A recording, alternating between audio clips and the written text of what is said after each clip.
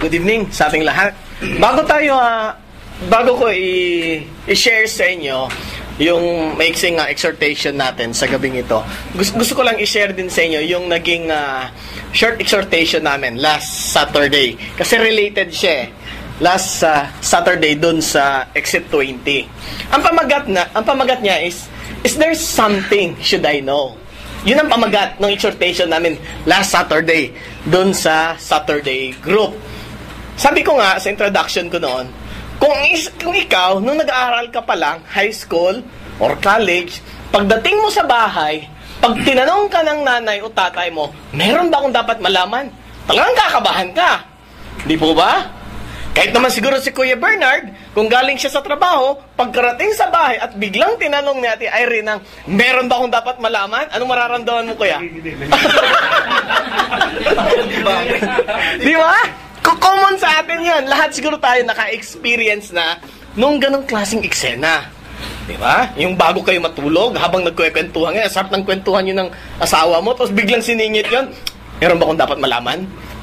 Di ba? Kakabahan ka. Ngayon, sa ating mga Kristiyano, yung sentence na yun, yung question na yun, is there something should I know? Pwede natin kunin yun in a constructive way. So, basahin ko muna yung reference natin, then ililink natin mamaya. Yung reference natin is yung Habakkuk chapter 3, verses 17 to 18. Sabi dito, Habakkuk rejoices in the Lord. Basahin ko ha.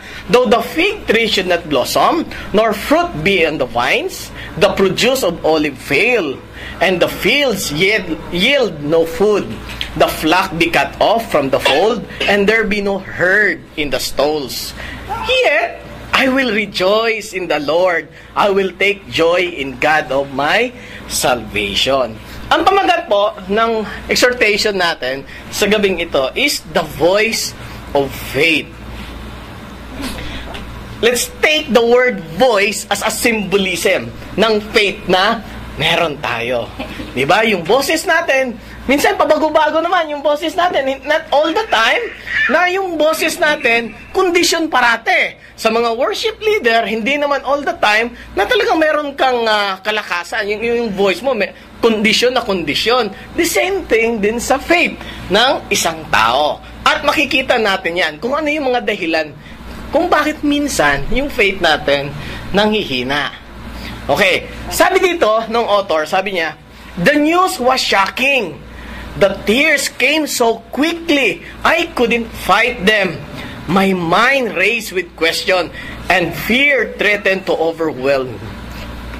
Dito, yung author kasi, after all of a sudden, everything is okay. Tapos bigla na lang, may nangyaring hindi maganda. Kahit naman siguro sa atin, kung bigla na lang dumating yung problema, sabi nga, we have been caught off guard. Sabi sa English, talagang mabibigla ka, talagang magugulat ka. Minsan, matatahimik ka na lang. Walang pinagkaiba minsan yung mga surprise interview ng mga reporter. O minsan, pag bigla kang tinanong ng kaibigan mo or ng kapatiran na isang, sabihin natin, medyo maselan na tanong. The same thing din sa atin minsan, sa buhay natin. Minsan, when everything is okay, tapos bigla-bigla na lang may dumating na problema, lalo na yung klase ng problema na talaga namang related sa family natin, hindi natin maiwasan na minsan magtanong or sad to say minsan na ma-overwhelm dun sa klase ng problema na meron tayo. Sabi nga dito, pag nangyari yon, karamihan ng tao hindi kaagad nakakaisip kung ano yung gagawin nila. Minsan natatahimik na lang or minsan nauupo na lang sa isang tabi kasi instead na mag-isip sila ng solusyon, mas na-highlight yung problema na dumating. Sabi dito, tragedy can come in many forms. Sa mga halimbawa, mga kapatid, na bigla na lang dumarating, yung mga trahedya na dumarating sa buhay natin. Sabi dito, tragedy can come in many forms. Sa ano itsura ba? Yung mga trahedya na dumarating sa buhay natin. Ano? Kamatayan, yung biglang pagkamatay ng ating mga family members. Ano pa? Yung mga klase ng mga trahedya talaga na talagang as in na talagang maano ka talaga. tawag nito, maapektuhan ka talaga once narinig mo. Masunugan. Oo, nasunugan. Hindi madali yan. Ano pa? Tanggol, trabaho. Oo, yung kondisyon na kondisyon ka, pabakasyon ka, tapos biglang sasabihin sa'yo. Hanggang 3 araw ka na lang. Di ba? Or di ba meron tayong kapatiran before na nagbakasyon, tapos pagbalik dito ng Riyadh, doon lang sinabi ata na ilang araw na lang tatanggalin na siya. 'Di ba? Maraming nangyari, lalo na doon sa sub, yung naging experience ni Kuya Danny. Hindi lang mga Pilipino, hindi lang mga Indiano, even yung mga British. So, lahat tayo mga kapatid. Sabi nga, lahat ng tao nakaka-experience ng ganong mga bagay. At hindi kailayan sa naging buhay ni Habakuk mismo. Alam naman po natin, 'di ba? Yung nangyari sa libro ng Habakuk. At yung chapter 3, dito nilalaman yung mga panalangin ni Habakuk. Kasi alam niya kung anong klaseng problema ang darating. At nararamdaman niya na. So, hindi maiwasan ni Habakuk yung klase ng feeling na yun, na mag-worry. Ika nga. Sabi dito, although the prophet Habakuk knew that tragedy was coming, it still struck fear in his heart. Normal naman sa atin yun, mga kapatid. Sa ating mga Kristiyano, even though we have this kind of faith sa ating Panginoon, pero hindi maiwasan na makaramdam ng takot. Sabi dito, as he waited for the day when the Babylon would invade the kingdom of Judah, his heart pounded. Sa Tagalog, ano yung pounded? Kumakabog na eh. Kumakabog-kabog. His lips quivered and his legs trembled. So imagine natin kung anong klaseng fear ang nararamdaman ni Habakuk sa eksena na ito, mga kapatid. Sabi nga, fear is a legitimate emotion. Ibig sabihin, lahat ng tao nakaka-experience ng fear in the face of tragedy, but it doesn't have to immobilize us. Anong ibig sabihin nun? Nung salitang immobilize us? Na dapat, yung fear daw, normal lang yon. Lehitimong emosyon yon ng tao na humaharap ng problema. Pero dapat, hindi yon mag-immobilize sa atin. Ano ibig sabihin nun? Nung word na immobilize? Hindi patinginan. Oo. Ano pa? Immobilize. Hindi gagalaw. Hindi ka. Ipatutulala lang Oo. Tama yung sinabi ni Kuya Bernard. Oo. Dapat hindi tayo na-overwhelm. Dapat hindi tayo natitinag sa kahit anumang problema na dumarating sa buhay natin. When we don't understand the trials we are going through, we can recount how God has worked in history. Pag dumarating na tayo doon sa mga pagkakataon na nagkaka-experience ng matitinding mga problema, alahanin daw natin yung mga ginawang kabutihan or kung paano tayo tinulungan ng Lord sa mga nagdaang mga problema natin. Kaya nga, kanina, nirelate ko yung topic namin last Saturday. Minsan, mga kapatid, pag dumarating tayo sa punto na nakaka-experience tayo ng matinding pagsubok sa buhay natin, tanungin natin ang ating Panginoon, Lord, meron ba akong dapat malaman? Instead na mas mag-focus tayo doon sa problema, instead na mag-focus tayo doon sa emosyon natin, sa pag-iiyak, tanungin natin ang ating Panginoon, Lord, meron ba akong dapat malaman sa problemang ito na nai-experience ko? Aside na alam natin na yung mga problema natin, yun ang ginagamit na fuel ng ating Panginoon, tayo'y magkaroon ng kalakasan. Pero maganda rin, sa buhay natin bilang Kristiyan, tanungin din natin, once in a while, pag dumaranas tayo ng mga ganitong klaseng problema, Lord, ano bang dapat kong malaman sa sitwasyon ko ngayon?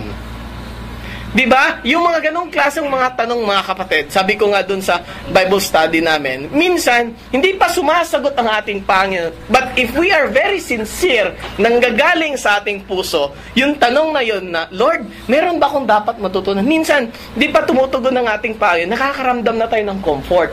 Kasi pinapakita na natin yung pagpapasailalim natin doon sa kondisyon na nai-experience natin, na ilalabas na natin.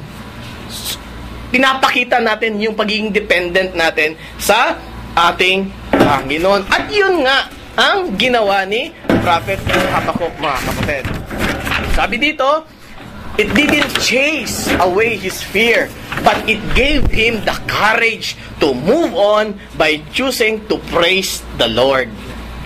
Meron ba tayong magagawa kung tayo ay ikukulong natin ang sarili natin sa problema? Will it benefit something sa buhay natin kung ikukulong natin ang sarili natin sa problema? Makakaisip ba tayo ng matinong solusyon? Pag yung problema lang hina-highlight natin? Hindi. Ano kaya? Puro problema lang din po dati. Yung sabi mo? Ano yung sabi mo? Once na nag-focus po tayo sa problema, puro problema lang din mo dadagdag sa atin. Pero once na nag-focus tayo sa Panginoon, mas we will receive more of God. His blessings and His comfort. Kaya, instead of mag-focus ka doon sa fear, why don't you try to move on? Kasama ang ating Panginoon. Sabi ko nga doon sa illustration ko, nung Saturday, for example, nakasakay ka sa isang bus, tapos may dalawang parte dong dinadaanan niya. Yung isang napakagandang Serenity, tapos yung kabilang side naman is bangin. Kung pasahero ka ng bus na yun, nasa sayo yun. Kung saan ka magpo-focus. Kung magpo-focus ka dito, titingin ka dito sa magagandang tanawin, or titingin ka lang dito sa bangin. Talagang, kung titingin ka dito sa bangin, talagang matatakot ka along the way habang dinadaanan niya yung kalsada na yon. Walang mangyayari sa'yo kundi puro takot. Now, mga kapatid, maging halimbawa sa atin, magandang halimbawa sa atin yung ginawa ni Habakkuk. Normal lang na nakaramdam siya ng takot, pero hindi siya nag-focus doon. He decided to praise the Lord even though sa nangyari, even though sa na-experience niyang malaking problema. Sabi dito, our God who has proven Himself faithful throughout the years is always with us. Amen ba tayo doon, mga kapatid? Because His character doesn't change. Totoo. Magbago man ang sitwasyon natin, magbago man yung mga nasa paligid natin, pero hindi nagbabago. It doesn't mean na magbabago rin ang ating Panginoon. Kahit gaano man kadilim, kahit gaano man ka masalimuot yung mga na-experience natin, nananatiling tapat at mapagmahal ang ating Panginoon. In our fear, we can say with a confident voice of faith, yung sovereign strength na nanggagaling sa ating Panginoon. Dito natin mahalimbawa, mga kapatid, kung bakit ko sinimbolize kanina yung voice sa faith na meron tayo. Because minsan, the kind of faith na meron tayo, it reflects dun sa voice natin through our prayer. Minsan, sa pananalangin natin, makikita mo kung yung confident andun ba? Yung hope andun ba? Yung comfort andun ba? Naniniwala ba kayo, mga kapatid, na even in our prayer, mararamdaman natin if we really believe dun sa comfort na pwedeng ibigay sa atin ng ating Panginoon, sa hope na ibibigay sa atin ng ating Panginoon. Makikita dun, mga kapatid. Sabi dito, we can learn the lesson of trust in the school of trial. Lahat naman tayo, di ba? Walang exempted sa pagdaan dun sa mga testings and trials. And alam din natin na sa pamamagitan ng mga bagay na ito yung magpapalakas sa atin at mas magpapalapit sa ating Panginoon. Meron kayong karagdagan doon bago ka mag-proceed? Okay, tuloy natin. Sabi dito, Habakkuk's prayer in chapter 3 is the prophet's response to a conversation he has been having with the Lord about justice. Alam naman natin sa eksena na ito, makailang beses na nakipag-usap si Prophet Habakkuk sa ating Panginoon about justice for Israel and the surrounding nation. After God's response to Habakkuk's two complaints, the prophet launches into this song of praise for God's righteous deeds and character. Naniniwala ba kayo minsan, mga kapatid, na may mga katugunan ng ating Panginoon sa ating mga panalangin na minsan hindi katanggap-tanggap para sa atin bilang tao? Minsan, humihingi tayo ng mga sign, minsan humihingi tayo ng kasagutan dun sa mga suliranin na meron tayo, pero pag binigay na ng Panginoon, yung sagot niya, minsan inaayawan natin. Di ba? Minsan yun pang nagkukos minsan para layuan ng ating Panginoon. Yung mismong pagtugon niya. Pero dito, pinakita ni Habakuk na bagamat ganun ang naging response ng ating Panginoon, in-embrace niya ito wholeheartedly. Dapat maging ugali natin yun, mga kapatid. Kasi hindi sa lahat ng pagkakataon na lahat ng sasabihin ng ating Panginoon magiging favorable para sa atin. Minsan yung solusyon na gustong ibigay sa atin ng ating Panginoon dun sa mga problema natin, parang nagbibigay discomfort sa atin. Pero yun ang mas makakabuti. Yun ang mas magbibigay kalakasan sa atin. Sabi nga natin, iba ang kaparaanan ng Diyos sa kaparaanan nating mga tao. Iba yung kaparaanan niya na mag-solve ng mga problema natin. Dun sa mga plano kung paano natin resolbahin yung mga kanya-kanyang mga problema natin. Tuloy ko, sabi dito, Habakuk, instead na i-reject ni Habakuk ang sagot ng ating Panginoon, Habakuk rehearse the great deeds. Pag sinabi natin rehearse, sabi dito, Habakuk rehearse the great deeds of our Lord in protecting His people. Ano ibig sabihin nun sa Tagalog? Walang rehearsal. Ano? Sabi dito, Habakuk rehearse the great deeds. Kasi may naging tugon ng ating Panginoon doon sa mga panalangin niya. Yet, ang naging tugon ng ating Panginoon, hindi naman yun ang klase ng katugunan na inasahan niya. Yet, He decided to praise the Lord and rehearse the great deeds of our Lord in protecting His people sa mga Israelita. Inalala niya. Binalikan niya. At yun ang naging, naging fuel niya para panghawakan yung kasagutan ng ating Panginoon. Dapat ganun din tayo, mga kapatid. Kung maka-experience man tayo ng mga kasagutan dun sa mga hinihiling natin, sa mga panalangin natin sa ating Panginoon na medyo unfavorable para sa ating mga tao, balikan natin yung kabutihan ng ating Panginoon. Balikan natin yung mga ginawa niya. Balikan natin yung mga pagkakataon na kung saan muntikan na tayo, yet andun ang provision ng ating Panginoon. Di ba maganda yon? Lalong-lalo na, ano bang mararamdaman mo bilang isang magulang kung ganun yung klase ng attitude ng anak mo? Na sa tuwing dumaranas kayo ng problema, instead na yung anak mo mag-focus doon, sa suli na meron kayong pamilya, instead mas inaalala pa nung anak nyo, yung mga kabutihang nangyari sa pamilya nyo.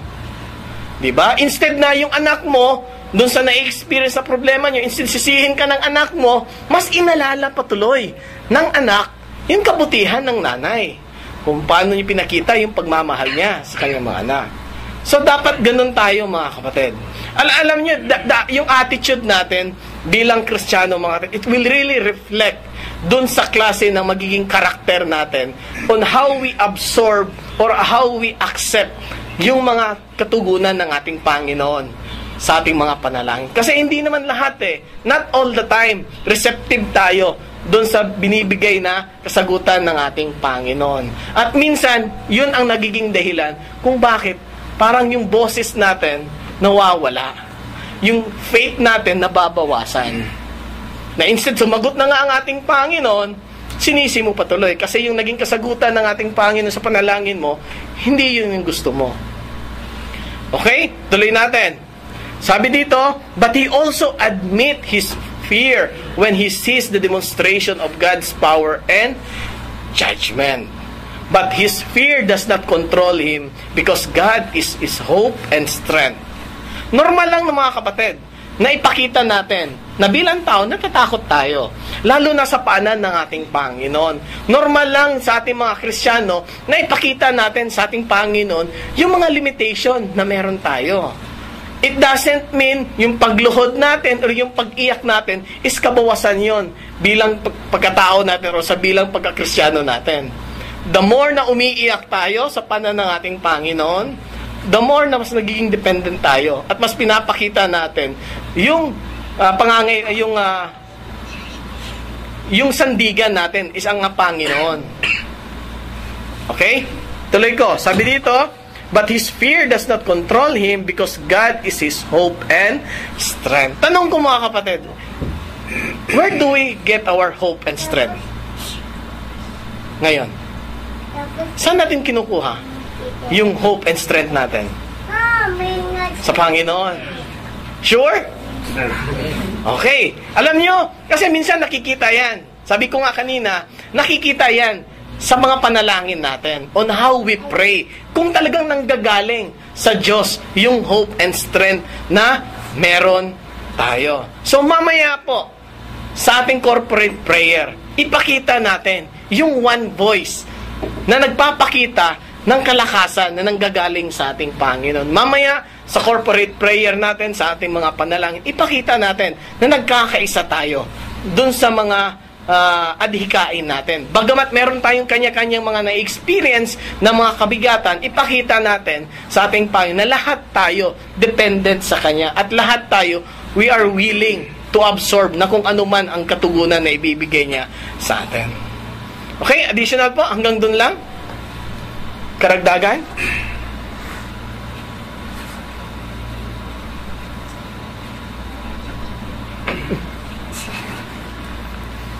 Walang additional?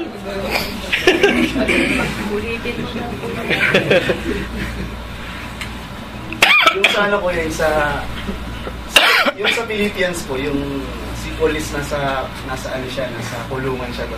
Pero ang sinasabi niya sa church nila na rejoice. Pinapaulit-ulit niya, rejoice in the Lord always. Whatever is good, whatever is, sabi niya, whatever is true, whatever is honorable, just, pure, lovely, commendable, if there's any excellence, if there's any word of praise, think about these things. Parang sinasabi ko dito na huwag kayo mag-focus dun sa negative, mag-focus tayo dun sa positive. Kung ano yung praiseworthy. Okay, ano pa? Meron kayong karagdagan? Alam ba natin yung pinakasitwasyon ni Habakkuk dito sa chapter 3? Di ba nananalangin siya sa ating Panginoon? Habang nananalangin siya, alam niya na there's something wrong will happen. Pero hindi siya, hindi siya na-overwhelmed doon sa fear na nararamdaman niya. Instead, mas naging dependent siya sa ating Panginoon. At nagpatuloy siya sa kanyang panalangin. Nagpatuloy siya sa kadlungan ng ating Panginoon. Okay? Ilang question? Malinaw. Ako for me nakikita yung fear Diba? Makikita mo yung fear. Una, yung sabi nga kasi ang Kristiyano daw ilaw, diba? Kumbaga, nagniningas ka maliwanag ka. Yung liwanag na yung pinag-usapan natin, syempre, hindi mo maasin makikita yung Kristiyano, nag-iilaw talaga siya. Diba? Kapag brown out siya yung ilaw ng kwarto. Pero yung ilaw na pinag-usapan natin, makikita mo sa buhay niya mismo Diba? Sa pagsasalita, sa attitude, sa character, sa pananaw sa buhay especially. Doon mo makikita yung hindi talaga natatakot. Kasi it's so easy na sabihin, hindi ako natatakot. Pero kitang-kita mo naman sa kilos niya. Diba? Na nandun yung fear. Yung atubili, hindi mapakali. Hindi lamang yun, sabi nga na nakikita sa mata Diba? Makikita mo naman I mean, hahanapin mo yung dati, parang kailan lang masayahin to Diba? Sa kapag nagsalita siya, punong-puno ng pag-asa Pero bakit kaya ngayon medyo biglang no? Nahalata kasi siya, halata Nahalata. I mean, yung pinag-usapan kasi natin dito, hindi lang sinabi ni Habakkuk Ipinakita niya mismo. Ipinakita niya mismo sa buhay niya, sa actions niya. Yung pagiging fearless niya because of the Lord. No, maging sa atin, ganun din dapat. Hindi lang natin sinasabi, kundi let's show it. Diba? Ipakita natin, kung talagang hindi tayo natatakot, let's show it. Diba? Dapat nga sa mga ganitong sitwasyon, di ba? Dapat dito lumalabas lahat ng mga mga napag-aralan natin. Ito yung tawag nito, training ground. Pag dumarating tayo sa puntong ito, dapat ito yung maging training ground sa ating mga Kristiyano. Okay, meron pa? Nagtanong ko lang kaya, no? At doon sa 16 kasi binanggit yung Habakkuk 16, yung chapter 3 verse 16. Ang gusto ko lang malaman, kung gaano ba kalalim yung takot ni Habakkuk Diba? Yun ang pinaka kasi dyan maganda. Kasi kung tatandaan natin, nagkaroon tayo dati ng discussion regarding for dun sa worry. Na for me, fear versus worry. Mas malalim yung fear. Diba yung worry parang yung kanya kakainan, parang nag-worry ka lang. Pero itong fear na to, sinabi ko nanginginig yung kanyang lips quivered, sabi dito. Sobrang takot talaga. So nangangulugan, kung din natin to, yung fear and even worry, hindi ito nagsisimbolize ng weakness ng isang Kristiyano. Ang sabihin nito, it is a normal response, so initial response ng tao. Sabi nga dito, legitimate emotion. Correct. Kasi yun ang emotion Definitely, especially pagka-tragedy. Pag sinabi mo normal problem kasi, sometimes may mga problema tayo na uulit lang. Parang normal na, kaya. Pero pag sinabi mo kasi tragedy, which is na nangyayari sa bansang Israel, magkakaroon sila ng tragedy, talaga makikita mo talaga, katulad halimbawa, marami kang pinag-aaral, sabi niya, sa labi ng boss mo, tagal ka na sa trabaho. That's tragedy. Magkakakabahan ka talaga, and even you get fear. Na magkakaroon ka talaga ng fear. But ang maganda kasi dito, ang sabi ko nga, magkaroon ka man ng great fear, o magkaroon ka man ng worry, kinakailangan meron kang response to sa pangalawa. With the same yun simultaneous yan nagkaroon siya ng fear, at the same time, nagkaroon siya ng tamang response. Yun ang malaga doon, yung fear doesn't mean na wala kang pananampalataya sa ating Panginoon. Yung the next, yung next na step, yung response dito sa fear mo, yun will decide kung ano mangyayari sa ano mo. Which is tama yung kaya. Yun yung magiging basihan. Correct. Ang nangyari kasi, tayo mga nagmamaneho, sino mga nagmamaneho ito, pagtagpas ka sa isang tanda na mahaba, na madilim, merong fear yan. Bakit kami fear? Kasi hindi mo alam yung paligid mo At the same time, nung nagkaroon ka ng fear, the second step is yung precaution mo. Mag-iingat ka ngayon. Kasi di mo nga alam Ang mangyayari, yung response mo doon sa takot mo, magbibigay ng precaution para mag-iingat ka. Ngayon, kung hindi ka sa precaution, dumada ka ng tunnel, wala ka pag-iingat, madidiskasa ka talaga. But si Habakkuk, tama yung response niya. Now, every time na darating sa tragedy, normal po, karamdaman natin yung fear. But the next step should be trusting God. Sino sinabi niya, kaya nire-recite niya yung goodness ng ating Panginoon. Nire-rehearse niya. Para yung kanyang fear na umibato sa kanyang pananampalataya, muling i-overcome ng kanyang pananampalataya. Yun ang tamang response po. But definitely, yung fear kasama yan sa buhay ng isang tao. Kasi pag na-overwhelm kasi tayo mga kapatid, pag naka-experience tayo ng problema, tapos na-overwhelm tayo dun sa problema na yan, nawawalan tayo ng boses bilang Kristiyano. Boses kasi it symbolizes the kind of faith. Kung paano tulad kanina ni Kuya Eric, yung ilaw sa klase ng faith ganito rin. Minsan nanghihina, minsan mapapansin mo, lakas-lakas, solid na solid yung voice ng kapatid, tapos bigla na lang nagiging namamaos, di ba? So it really represents napakaganda ng sinabi ni Kuya Bernard. Doon tayo matetest, doon magigauge yung pagkakristyano natin on how we respond doon sa fear na naramdaman natin. Katulad nung pinakita ni Habakkuk. Okay, meron pa? So kung testimony sa dati kong nangyari sa buhay ko. Before nung nangyari dati sa akin, yung kauna-unang nagkasakit ako, pag yung operahan ako, takot ako. Sobrang takot ako. Tapos, pagkatapos ng opera, paglilinisin yung sugat ko, sobrang takot ako. Talagang, sabi ko, sakit na naman ito, masakit. Sobrang takot na tayo. Every time na mapasok ng nurse para mag-dressing tawag yan Sobrang kinakabahan. Nurse ba yun o janitor? Parang yung janitor, yung nagmamap doon at yung iisang tao lang Yun yun sa Mubarak Hospital. Siguro yun yung the worst hospital dito. Sobrang fear. Nung unang fear talaga, sobrang fear. Takot ako. Tapos, pero alam nyo, nagbago lahat yun nung pinag-pray ako ni Kuya Chris. Kasi may tanong ako dun, sabi ko, Lord, bakit nangyayari sa akin ito? Kasi talagang, sa tuwing lilinisan ako ng sugat, sobrang hirap ako na parang nanginginig na ako sobrang sakit na hindi ko na mapakay. Parang pwedeng, tama na, ayaw. Ganun. Sabi ko, Lord, ba't nangyayari sa akin ito? Tapos doon sa pinag-pray ako ni Kuya Chris na hindi ko makakalimutan yung 4 words na yun. Na sabi ni Kuya Chris sa prayer is, we trust you, Lord. Sabi niya, we trust you, Lord. Pagdating nun, yun na yung naging ng faith ko, nagsimula ng faith ko, na every time na mapasok I trust you, Lord. Tapos minsan, pag nasaktan ako, Lord, sa isip ko, Lord. Puro ganun hanggang sa nalipat ako sa Habib ng yung na lahat ng sinasabi ng doktor, talagang sinasabi ko na kasi naniniwala na ako na we trust you, Lord. Yun ang lagi nasa umiisip ko sa pinapasok sa utak ko. We trust you, Lord, kahit anong sakit pa yan, kahit anong hirap pa yan. Naalala ko dati, maglalakad lang ako ng ganyan, hirap na hirap ako, 2 ganyan lang. 1, 2. Yan lang yung lagad ako. Hanggang sa ginawa kong 4. Hanggang sa dumami na lumakas ako, yun ang nagpalakas sa akin. Yung faith ko sa Lord na, Lord, itong pinagdadaanan ko na to, pinagkakatiwalaan kita ito, dadaan ako sa proseso. Pero alam ko, may magandang mangyayari. Magagaling ako. Tapos, biglang, magaling na ako, labas sa hospital. Ooperahan na naman ako. Kinabahan na naman ako, Lord. Sabi ko, Lord, alam niyo, ginawa ko na lang doon. Hanggang sa umabot na lakpas 1 taon bago yung healing process ko na talagang totally healed na talaga ako. Every time na papasok ko sa, nagpe-pray na lang ako, na sabi ko, Lord, I trust you, ganyan. Basta gigisingin mo pa rin ako. Yun lagi yung pinapanalangin ko. Before na injection na ako ng anesthesia na, Lord, gisingin mo pa rin ako. Pag-ising ko, nasa recovery na ako, kaya nakakatuwa.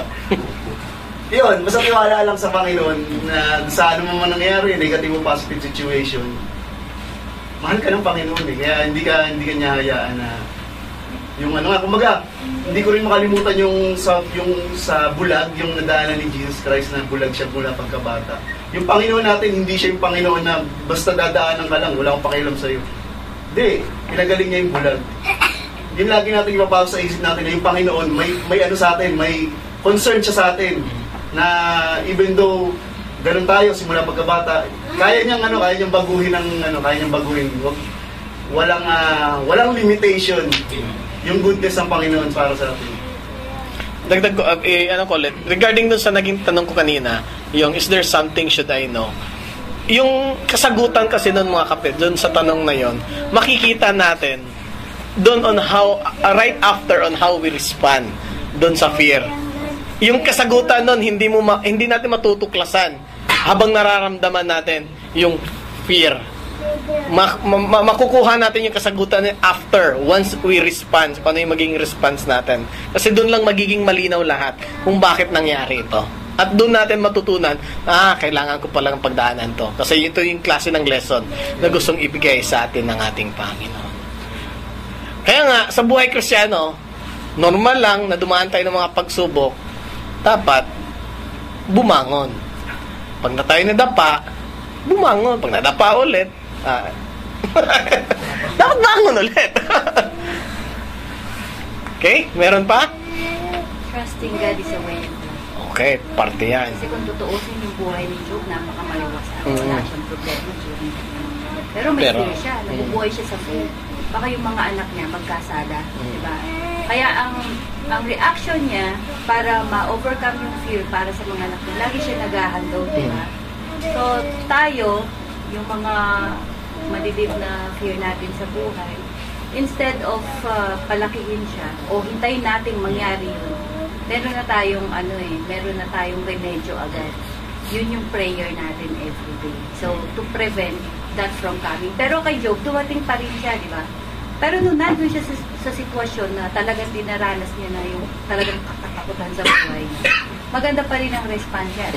Although nagtanong din siya, in-question pa rin. Pero nung at the end pa rin, nakita pa rin yung faith ni Job doon.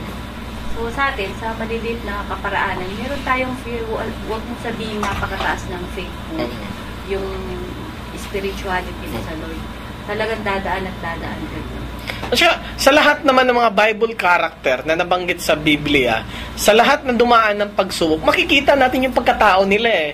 Yung totoong pagkatao na normalan talaga. Sa isang taong masaktan, umiyak, manghina, talagang malugmok sa problema. Pero, gaya na nabanggit ni Kuya Bernard, lahat sila bumangon.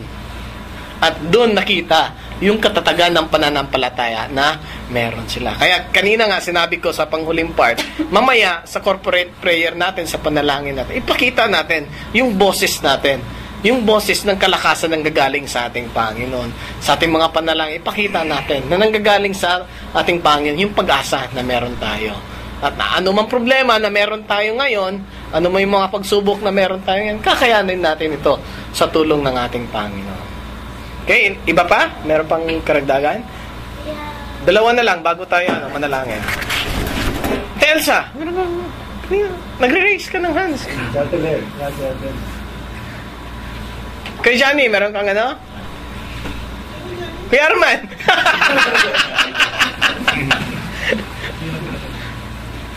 Naalala ko dun tuwing papasok yung nurse para tusukan ako ng karayom.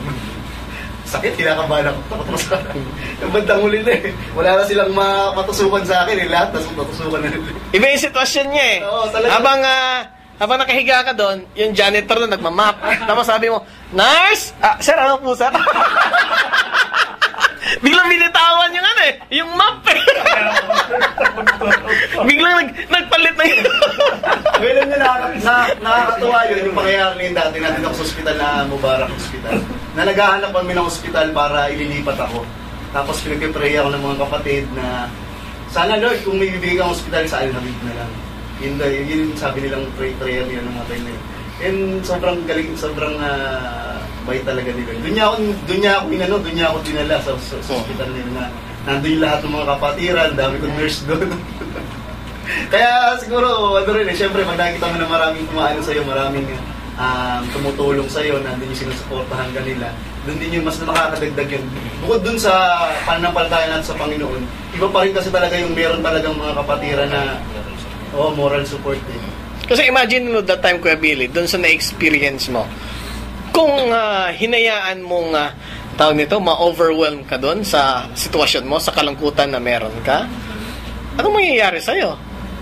Diba? Ikaw rin ang kawawa eh. Ganon din sa buhay Kristiyano natin, mga kapatid eh. Wala namang mababawas sa pagka-Diyos ng ating Panginoon kung tayo ma-overwhelm doon sa mga problema na meron tayo. Sa atin lahat ang balik niyan eh. Kaya dapat, kagaya ng ginawa ni Kuya Billy, pangawakan natin yung pangako ng ating Panginoon. Para sa atin din eh. Simula na nangyari yun, hindi ko na iniinda yung mga konting sakit lang. Hindi ko na iniinda eh. Parang, kalok na yun ka na eh. Dumating ako sa point na hinahanap-hanap ko lang para ayaw matusok sa akin. Na-addict na yata ako sa mga tinutusok.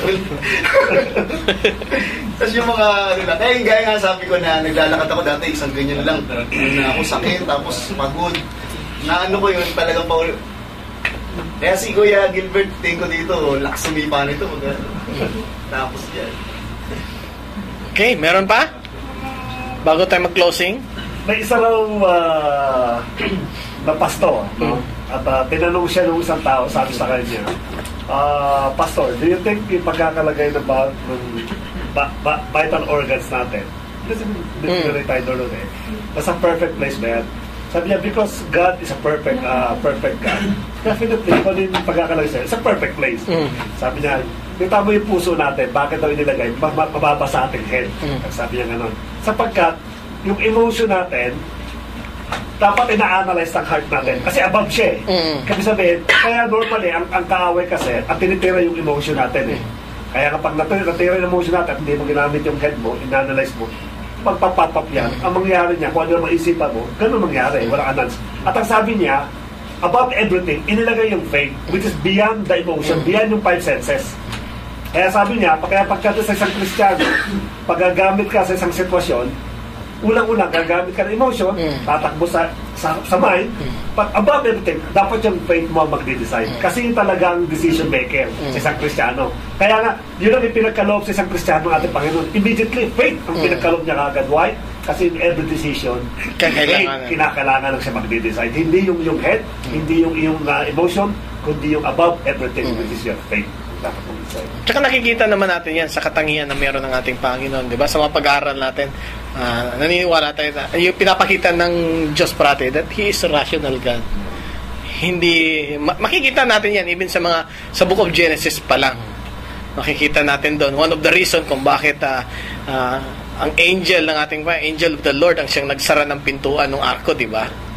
Kasi kung hayaan ng Lord na si Noah, baka aabutan ng 24 oras, hindi pa may sasara yun kasi hihintayin pa ni Noah kung sino pwedeng ma-rescue niya, makapasok. So, meron pa? Sa Sa normal na buhay natin, kuya, di ba sinabi ko mo kanina, yung fear talaga present. Na tayo, magandang trabaho, sabihin natin normal. Ang fear natin mawala ng trabaho. So, ang tendency mag-ipon, di ba? Yung iba naman, kumbaga, kahit na meron na sila, merong dapat tulungan. Hindi nila mailabas. Paano kung ako na Ako ang mga kailangan. Ayun, nandun yung worry natin. So, ang tatay ko ganun lagi. Bakit kanya, maghigpit ka ng konti? Ganyan. Sa mga kapatid mo, maghigpit ka. Sa mga kaibigan ko, maghigpit ka. Tapos nung huli, sabi niya, bakit bumili na naman kayo ng ganyan? Hindi kayo, yung alam mo, yung warrior siya talaga. Palagi ko lang sinasabi, paano naman ipapahintulot ng Lord yun, yung kinawo-worry mo? Kung yung every opportunity na makatulong ka sa pagkakataon ito ay ginagawa mo, palagay mo gagawin ng Lord o pahihintulutan ng Lord na mawalan ka kung ikaw yung nagiging source niya para mapapurihin din. So, wala na ako sinabi. Tahimik na si Tata. Si Maddie minsan ganun sila eh. Lagi silang nagsasabi sa amin eh, mag-ano naman kayo minsan, tapos nung malaman niya pa yung kapatid ko nga, di ba, naging extreme siya sa faith niya. Yung dapat na ipakain na lang sa anak niya, pinatay siya pa. So, natisod sila dun eh. So, inalam nila ngayon kung ako'y nagtatay. Sabi ko, huwag mo sa Lord naman yun. Sabi ko, babalik naman ng Lord. Inalam nila ngayon ng sahod ko. Dati pa yun. O, di ganito pa lang binibigay mo. Laki nun. Ganito ganyan. So, parang parang, ayaw mo na yun. Sabi ko, pag naman binalik ng Lord, mas higit pa doon. Kaya yung po, makikita din yung hope mo eh. Tsaka yung faith mo. Doon sa, sabi mo nga, yung kung paano yung boses mo ngayon, sa kilos pa lang. Kung mabigat sa puso mong magbigay, ibig sabihin, hindi ganun kalaki yung hope mo para sa Lord. O yung faith mo sa Lord na kaya niya ibalik yung pinipili sa kapatid. Pati yung oras natin na iginugol dito. Parang, ang liit ng faith mo sa Lord na kaya niyang i-sustain yung energy mo para sa buong maghapon, sa buong trabaho sa bahay, sa pag-aalaga sa bata. Parang napakaliit ng faith mo. Hindi ko kinaano yung mga hindi uma-attend. Parang sa akin lang po ganon. Kaya nung panahon na kahit na maliliit pa sila pa, we make it a point talagang at dadalo kami. Basta hindi lang siya talagang import. Kumara exam. Pupunta kami kay Lord. Kasi yun yung the way na ipakita mo sa Lord, yung faith mo sa Kanya, na may gagawin siya sa Lord. Okay, thank you doon, ate. Meron pa? Sa likod. Bago tayo manalangin. Ako po yung meron ako dati fear yun. Na-encounter naman ako dati. Uwi ako ng madaling araw. Lalakad ako pa uwi. Malayo eh.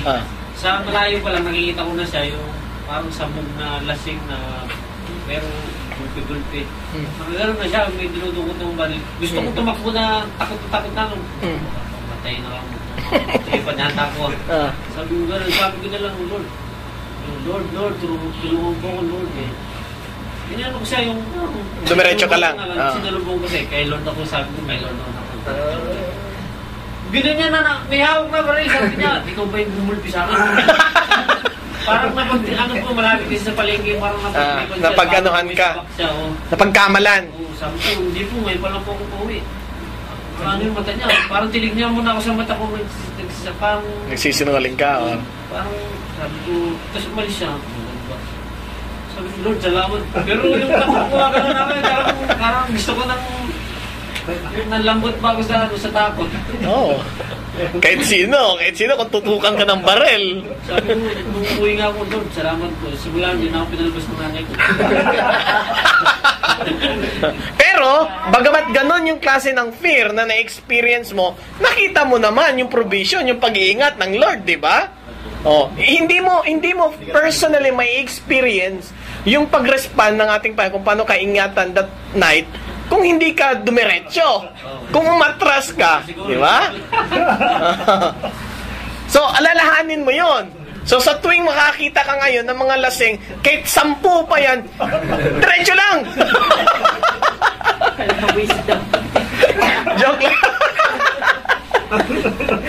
Tama rin kasi sinabi ni Kuya Eric na pag yung pintawa kasi may fear, halata eh. Kahit sa mga checkpoint, di ba? Sa mga checkpoint, yung pulis pag medyo alanganin kang talagang, akin na ikama, parang ganun agad sila eh. Pero once sa parang babatiin mo pa, parang baliwala lang.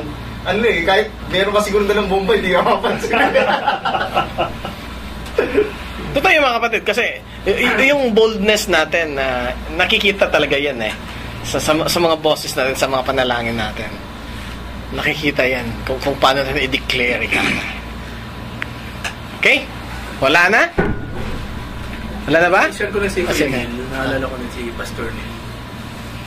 Sipag nun may pamilya yun. Apat ang anak niya. Broken pang trabaho nun. Broken time. Ibig sabihin, kapag yung umuwi siya ng alas 4 or what, naghatid sundo pa sa mga bata yan. Tapos pag uwi pa ng gabi, syempre, magluluto, asikasuhin na yung mga bata. Tapos, mag-aaral, tuturuan yung mga bata. Anong oras na sila umuwi? Alas 10.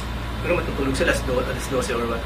Kasi pagpasagawain, kasi pastor diba? Nagtuturo, may mga Bible studies sa pinupuntahan, nakakatawa. Pero mas na-amaze ako nung malaman ko may sakit siya. I mean, hindi mo kasi makikita eh. Yung bang kung hindi mo lang makita yung gamot, hindi mo lang mabalitaan pumunta pa-check up, hindi mo malalaman may sakit. Ang point ko dun, I mean, yun ang fearless. I mean, hindi niya inisip na hindi, may mahina na kasi ako saka mahirap na baka bumigay yung katawan ng what. Hindi mo malalaman sa kilos sa kasasalita niya unless makita mo galing siya ng doktor, may dala siyang gamot. For me, that's fearless. I mean, hindi naging dahilan yung dami ng mga ginagawa niya maghapon for him na para siyang lantang gulay kapag nakita mo or what. Merong power. Pag nasalita siya with authority, with power, very spiritual.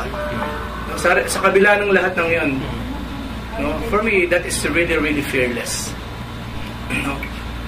I believe may mga personal problem din sa buhay yun. I mean, but then again, hindi mo makikita sa kanya. Hindi mo rin maririnig. Yun yung nakakatuwang tignan yung mga ganong klase ng mga tao. Nakakatuwa. Yun yung kumbaga nagsisilbing sa'yo kumbaga inspiration, diba? Kung paano nila na-overcome, diba? Kung paano nila nakuhang magpatuloy pa rin in spite of those na nagtutulok na yun kasi diabetic siya imagine that. Pero yun nakakatuwa yung mga ganong klase ng mga tao. Naalala ko yung nagkwento ni Kuya Bien, kasi diba nang dialysis siya for 2 years may get dito, dumadalo pa rin yun ang mga gawain bagamat di siya dumadalo yung sa ibang mga mag-aaral, pero sa prayer meeting dumadalo siya. Nung nag-prepare meeting na daw sila, nagagadan ako. Sabi ko, ba't ang daming wala dito? Tapos si karamihan ng wala pa, nakatira pa sa Faith House. Sabi, Kuya, tawagin mo nga siya, Tapos tinawag ng kapatid. Sabi, bumalikin ko at sabi, Kuya, masakit ba yung ulo? Sabihin mo ko, galing pa akong dialysis.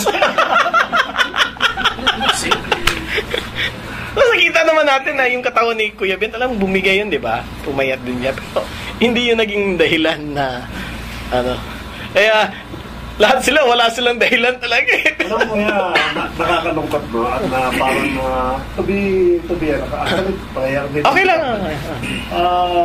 Yung pinag-pray natin, kasi experience namin ito during ng prayer meeting namin, kasi madalas hindi naman madalas talaga natin ng prayer meeting natin yun naririnig ko na yung mga prayer ng mga kapatid at God granted their wish.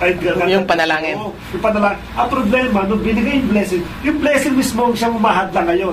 Nanalangin ang asawa ko makarating dito. Tinugo ng Lord kasi gusto maglingkod ng pamilya Ngayon, pag pinapatid mo kasi busy ako sa asawa ko, pinaglilingkuran ko, ganyan. Asa na yung blessing sa Lord? Diba, yung nanalangin sa Panginoon, yung anak ko mapunta rito para magkasama-sama kami. Pinunta ng Lord. Ngayon nasabi kasi nag-aaral yung aking mga anak, ganun, busy kami. Which is, yun ang nagpapahindran sa mga blessings. Nakikita mo, pinagkaloob sa'yo ng Lord, and yet you don't know how to appreciate and to be thankful. Dapat, the more na binibless ka ng Lord, tamo nandun ka dapat. Unfortunately, reverse na nangyari. Nagamit yung blessings para maging limit o sometimes nawawala. Kaya 'di ba sabi ko kanina sa pag-aaral natin, minsan yung katugunan ng Lord sa mga pangangailangan natin, parang discomfort ang dating sa atin. Pero nasa sa atin yung kung paano natin na i-handle yung mga bagay na yan. Naalala ko noon yung nung J-Wall pata tayo noon. 'Di ba? Naparati natin pinag-pray na nawa magkaroon ng pati bagong group sa mga Bible study, mag-extend yung mga cell group. Tapos andyan ready nang tuturuan, yung mga teacher naman ang wala. Kaya minsan, nakakano minsan na nagkakaisa kayo na nalangin. Tapos andyan na yung asa na yung nanalangin na magkaroon ng extension yung mga Bible study. Kasi doon nakikita talaga kung sincere ka ba talaga doon sa pinanalangin mo nung dumating na yung katugunan. Oo, yun ang